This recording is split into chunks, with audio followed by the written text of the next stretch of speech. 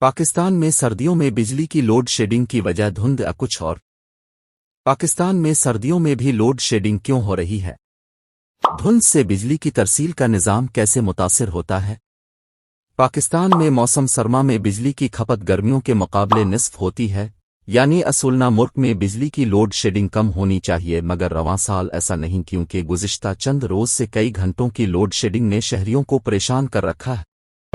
پاکستان کے صوبہ پنجاب میں واقع صنعتی شہر سیالکوٹ میں گارمنٹس فیکٹری کے مالک اعجاز کھوکھر اس وقت بجلی کی بندش کی وجہ سے فکر مند ہیں کہ وہ اب اپنے ایکسپورٹ کے آرڈر کیسے پورے کریں گے۔ ملک میں ایک جانب صنعتی شعبہ بجلی کی لوڈ شیڈنگ سے پریشان ہے تو دوسری جانب گھریلو صارفین بھی اس سلسلے میں مسائل کا شکار ہے۔ پاکستان میں اس وقت سردی کا موسم عروج پر ہے اور ملک میں بجلی کی کھپت بھی بہت کم ہے، تاہم بجلی کی بندش سے ملک کے بیشتر حصے، خاص طور پر پنجاب، شدید متاثر ہو رہے ہیں۔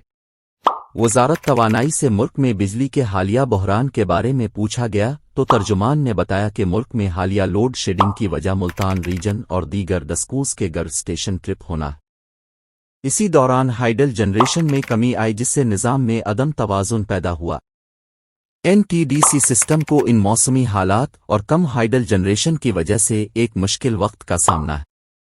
ترجمان کے مطابق ملک میں نہروں کے بند ہونے کی وجہ سے پانی سے بجلی سے پیداوار میں 1600 میگا واٹ کی کمی ہے اور LNG کی عدم دستیابی کی وجہ سے 700 میگا واٹ کی کمی کا سامنا ہے۔ توانائی امور کے ماہر راؤ عامر نے اس بات کی تصدیق کی کہ اس وقت ملک میں بجلی بحران کی ایک وجہ دھند ہے اور اس کے ساتھ ہائیڈل پاور کی پیداوار بھی کم ہے۔ دھند کیسے بجلی کی ترسیل کے نظام کو متاثر کرتی ہے، اس کے بارے میں شعبہ توانائی کے ماہر اور پلاننگ کمیشن کے سابق رکن توانائی سید اختر علی نے بتایا کہ دھند میں نمی ہوتی ہے اور جب دھند بہت زیادہ شدید ہو جاتی ہے تو اس نمی کا تناسب بھی بڑھ جاتا ہے۔ انہوں نے کہا کہ بجلی کی تار کیونکہ کھلی ہوتی ہے تو یہ نمی اس کے اندر سرایت کر جاتی ہے جس سے بجلی کی ترسیل میں خلل پیدا ہوتی ہے۔ بجلی کی ترسیل میں اس رکاوٹ سے فیڈرز ٹرپ کر جاتے ہیں۔ پاکستان میں بجلی کا نظام نیشنل گرڈ سے منسلک ہے جس میں بجلی کی پیداوار کے بعد اسے تقسیم کار کمپنیوں کے ذریعے پورے ملک میں پہنچایا جاتا ہے۔ نیشنل گرڈ کے کسی ایک حصے میں بجلی کے نظام میں خرابی سے اس کا اثر پورے سسٹم میں جاتا ہے جو لوڈ شیڈنگ کا باعث بنتا ہے۔ اختر علی نے اس سلسلے میں بتایا کہ دھند ترقی یافتہ ملکوں میں بھی پڑتی ہے، تاہم وہاں ایسا نہیں ہوتا کیونکہ وہاں بہترین کوالٹی کے بجلی کے کنڈکٹر ہوتے ہیں جو دھند کے خلاف مؤثر ثابت ہوتے ہیں۔